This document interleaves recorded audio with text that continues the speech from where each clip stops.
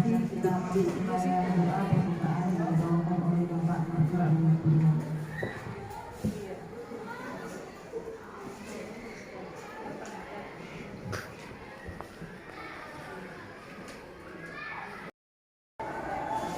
Oke, selamat siang Bapak Ibu.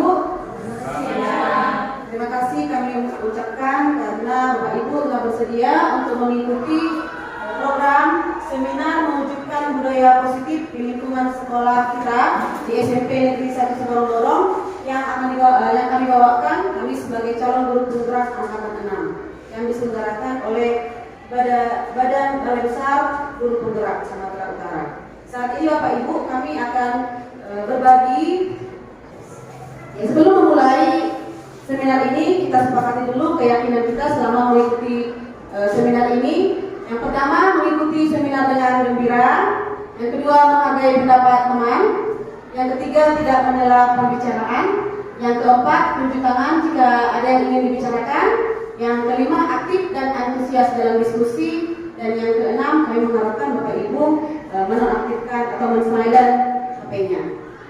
Kira-kira bisa Ibu, Bapak Ibu dengan keyakinan kelas kita, dengan kesepakatan kelas kita? Siap. Setuju. Setuju Bapak Ibu ya? Ya, terima kasih. Seperti yang kita ketahui, Bapak pendidikan kita, Bapak Ki Hajar Dewantara, saya rasa Bapak dan Ibu kita semua sudah paham ya, ada filosofi pendidikan yang disampaikan oleh Bapak Ki Hajar Dewantara. Akan ada istilahnya trilogi pendidikan. Ingarso Sumpilodo, Ingadio Mangunkarso, Tuturi Handayani. Dewantara, pendidikan itu adalah persemaian, ibarat persemaian benih.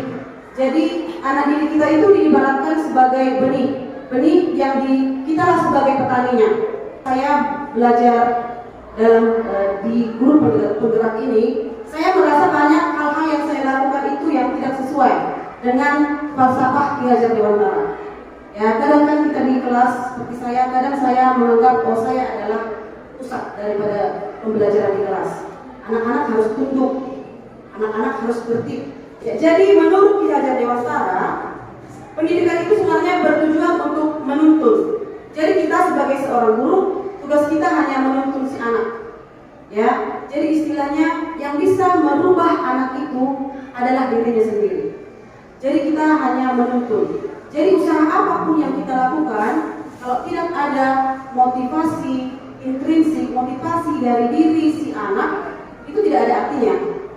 Ya, walaupun kita berikan hukuman, kalau tidak mengerjakan PR kita keluarkan, itu juga tidak akan efektif ketika si anak tidak memiliki motivasi itu dalam dirinya. Jadi menurut Ki Hajar Dewantara, pendidikan itu bertujuan untuk menuntun si anak untuk mendapatkan keselamatan dan kebahagiaan yang setinggi-tingginya. Jadi anak-anak itu belajar harus bahagia. Ya, terima kasih. Sekarang Bapak Ibu kita masuk ke dalam kebutuhan dasar manusia.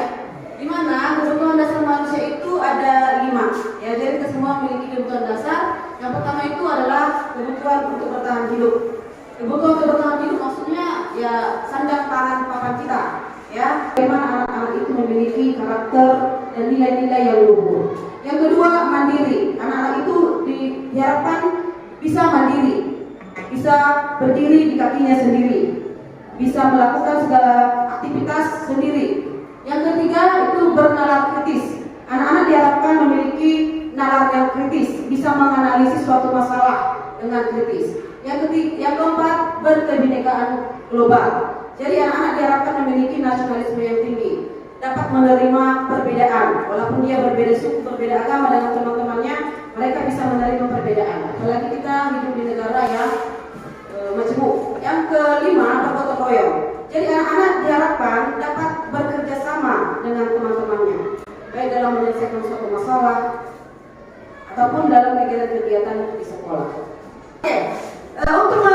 Untuk menerapkan budaya positif itu tentu perlu dilakukan kedisiplinan. Ya, ternyata Bapak Ibu, disiplin itu ada 2. Yang pertama itu disiplin yang negatif, dan yang kedua itu disiplin yang positif. Ya, sebelum kita ke disiplin yang positif dan negatif tersebut, saya ingin mengajak Bapak Ibu untuk merefleksikan, mengingat-ingat kembali masa sekolah dulu. Kira-kira ada negatif yang Bapak Ibu rasakan ketika di sekolah dasar, mungkin di SMP, yang membekas sampai saat ini? Banyak. Mungkin ada Bapak Ibu yang mau memberikan pendapat? Gue pernah ditampar dengan Iya. sendal. Ya, ada Pak Ulu Silitongan, silakan Pak. Kira-kira, ya. Ya, terima kasih Ibu. Ya, mungkin salah satu yang berbekas, ya hukuman yang menurut kita kurang realistis. Salah satunya mungkin kan dari kelas kita dilibas ya, dilibas dengan guru. Dan saya juga pernah waktu SD seorang guru melibas pipi saya dengan sendal. Itu sampai sekarang menurut saya sangat tidak manusiawi.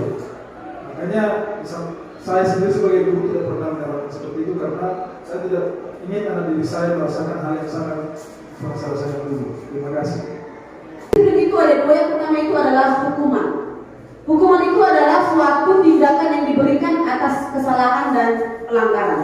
Biasanya hukuman itu datang secara tiba-tiba, tidak ada kesepakatan terlebih dahulu.